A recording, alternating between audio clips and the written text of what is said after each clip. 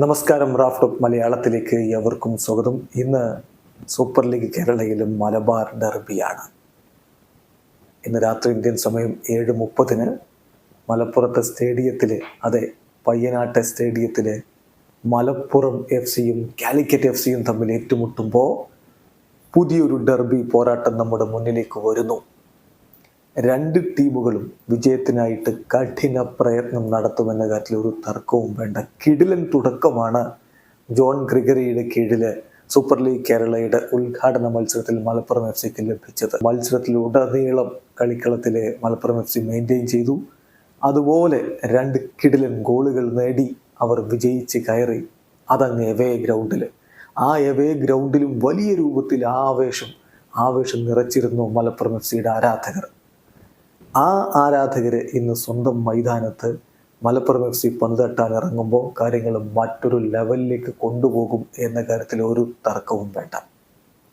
അതേസമയം മറുഭാഗത്ത് കാലിക്കറ്റ് FC ആദ്യ കളിയിൽ സ്വന്തം മൈതാനത്ത് കളിക്കാൻ ഇറങ്ങിയപ്പോൾ, കോഴിക്കോട്ട് കളിക്കാൻ ഇറങ്ങിയപ്പോൾ ഗാലറി തിങ്ങി നിറഞ്ഞിരുന്നു.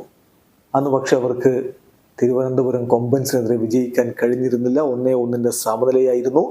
അതിൽ നിന്നൊരു ബൗൺസ് ബാക്കാണ് ഇയാൻ ആൻഡ്രൂ ഗില്ലൻ്റെ കുട്ടികൾ ഇന്ന് മലപ്പുറത്ത് ആഗ്രഹിക്കുന്നതും പ്രതീക്ഷിക്കുന്നതും. അതിനുവേണ്ടി അവർ പന്ത് തട്ടുമ്പോൾ തീർച്ചയായിട്ടും അവരെ വലിയ രൂപത്തിൽ പിന്തുണക്കാൻ വീക്കെൻഡ്സ് ബ്രിഗേഡ് ഗാലറിയിലുണ്ടാകും. ചുരുക്കത്തിൽ മലപ്പുറത്തിൻ്റെ അൾട്രാസും കാലിക്കറ്റിൻ്റെ വീക്കെൻഡ്സ് ബ്രിഗേഡും തമ്മിൽ ഗാലറിയിലും ഒരു പൂരം നിറക്കും എന്ന് വേണം കരുതാൻ. കളിക്കളത്തിലൊരു തീവാറുന്ന പോരാട്ടം, ഗാലറിയിലെ ആവേശത്തിൻ്റെ മറ്റൊരു വലിയ പോരാട്ടം. ഏതായാലും ഇന്നൊരു തകർപ്പൻ പ്രകടനം തന്നെ ഇരു ടീമുകളും നടത്തുമെന്നുള്ള പ്രതീക്ഷയിൽ ആരാധകർ കാത്തിരിക്കുകയാണ്. മലപ്പുറം FC-യുടെ ഭാഗം നമുക്കറിയാം, നായകനായിട്ട് ഇറങ്ങുന്നത് അനസ് എടത്തൊടികയാണ്. അതോടൊപ്പം തന്നെ അവരുടെ ലോക്കൽ ഹീറോസ് മികച്ച പ്രകടനം നടത്തുമെന്ന് പ്രതീക്ഷിക്കാം. മിഥുനും ഫസലുവും റിസ്വാൻ അലിയും അജയും ഒക്കെ ചേർന്നുകൊണ്ട് മികച്ച പ്രകടനം ലോക്കൽ ഹീറോസിൽ നിന്ന് പ്രതീക്ഷിക്കുന്നു.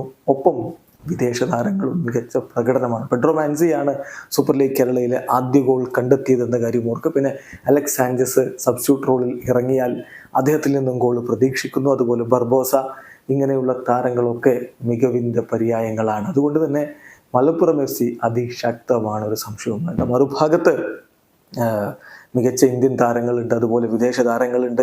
ശക്തമായ ഒരു സ്ക്വാഡും കൊണ്ട് തന്നെയാണ് ഇപ്പോൾ കാലിക്കറ്റ് FC ഇറങ്ങുക. വിശാലും അബ്ദുൽ ഹക്കുവും ഗനിയും ബ്രിട്ടോയും അഷ്റഫും ഒപ്പം ജിജോ ജോസഫ് എന്ന നായകനും ഒക്കെ ചേരുമ്പോൾ അതിശക്തമായ ടീമും കൊണ്ട് തന്നെയാണ് കാലിക്കറ്റ് FC ഇറങ്ങുന്നത്. ഇന്നത്തെ രാത്രിയിൽ മലപ്പുറത്ത് നമ്മൾ കാണാൻ പോകുന്നത് ഒരു തീ പറക്കുന്ന പോരാട്ടമാണ്. മലബാർ ഡെർബി ആര് വിജയിക്കും? കാത്തിരുന്ന് കാണാം. വീഡിയോ അവസാനിക്കുന്ന ഫുട്ബോൾ ലോകത്തെ കൂടുതൽ വിശേഷങ്ങളുമായി റാഫ്റ്റോക്സിൽ എത്താം.